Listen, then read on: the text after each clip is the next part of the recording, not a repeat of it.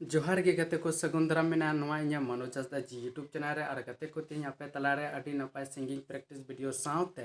मी promotion video आपे तलारिन अगु सेटेर का और नवा सेरेñ आंजम कते आपे मने रे जीवी रे अंतर गहिर ते अडी बेस्ट अडी नपाय पे बुझाव तबना तेहेña प्रमोशन वीडियो अडी नपाय सॉन्ग कना जहां दो नवा सेरेñ रा नितुम दो हुयुक कना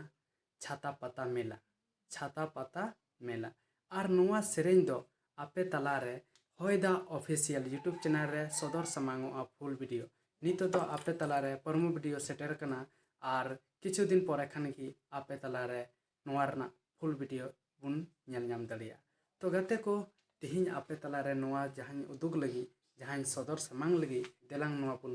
आतेन कागी से बुन नेल कागी चेलेका मेना और चेलेका दबा देला बुन एतहब लगी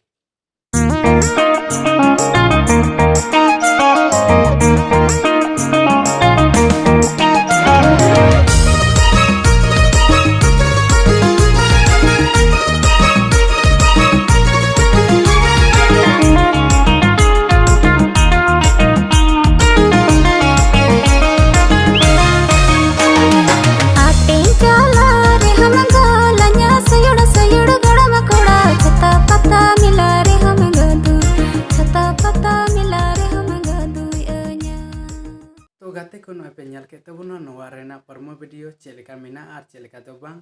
तो जनिंग खान आपे पे बड़ा नाम के जमेते ठीक गी मेना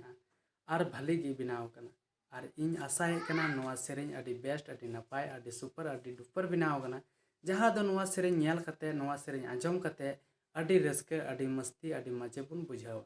तो दिलांग तबे नोवा रे ओकोय को कमियुका चेलेका को कमियुका ओना कटे इन लेलिता बुनगी नोवा सेरेñ रा नितुम दो हुकना छाता पाता मेला नोवारे डायरेक्टर लगाते कमियुका संजय टुडू ठीक गया उना तायम कास्ट यानी हीरो और हीरोइन दो ओकोय कना गिन नोवारे हीरो दो हुकना संजीत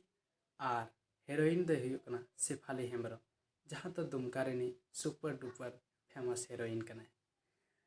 उसके बाद कमियुका